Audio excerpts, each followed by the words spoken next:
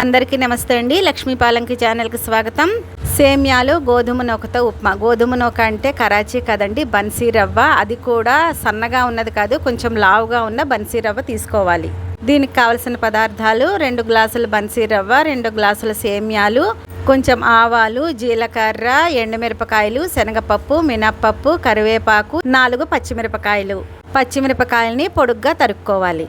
ముందుగా పొయ్యి వెలిగించుకుని మూకుడు పెట్టుకుని, మూకుడు వేడెక్కిన తర్వాత ఈ బన్సీ రవ్వ కొంచెం వేడెక్కే వరకు వేయించుకున్న తర్వాత సేమ్యాలు కూడా వేసి వేయించుకోవాలి. 2 దోరగా వేగే వరకు వేయించుకోవాలి.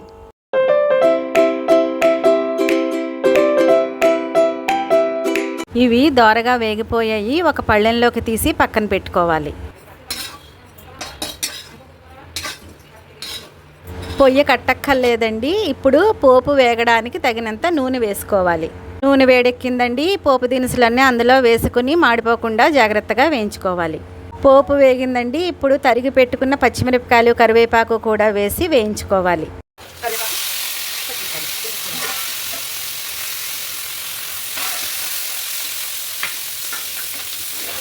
ఈ మిశ్రమం అంతా బాగా కలిసేటట్టు వేయించుకోవాలి. 8 గ్లాసుల నీళ్లు తీసుకోవాలండి. ఎందుకంటే 2 గ్లాసుల బన్సీ రవ్వ, 2 గ్లాసుల సేమ్యాలు తీసుకున్నాము.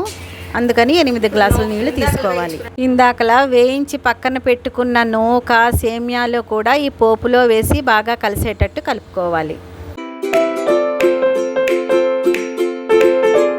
తర్వాత 1 చెంచా నెయ్యి వేసుకుని, తగినంత ఉప్పు కూడా వేసుకుని మిశ్రమం అంతా ఉప్పుకి బాగా కలిసేటట్టు కలుపుకోవాలి. ఇదంతా బాగా కలిసిపోయింది. 8 గ్లాసుల నీళ్లు తీసుకున్నాం కదా, ఆ 8 గ్లాసుల నీళ్లు ఇందులో వేసుకుని ఉండకట్టకుండా జాగ్రత్తగా కలుపుకోవాలి.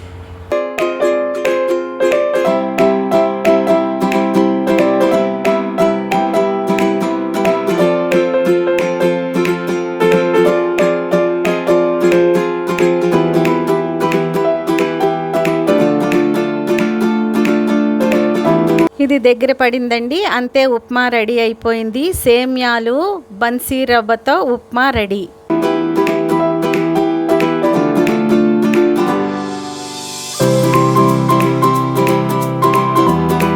ఈ ఉప్మా టమాటా పచ్చడితో, చారుతో, పెరుగుతో తింటే చాలా బాగుంటుందండి. ఈ వీడియో మీకు నచ్చినట్టయితే లైక్ చేయండి, షేర్ చేయండి, సబ్స్క్రైబ్ చేయడం మాత్రం మర్చిపోకండి. ఇంకో వీడియోలో మళ్ళీ కలుద్దాం.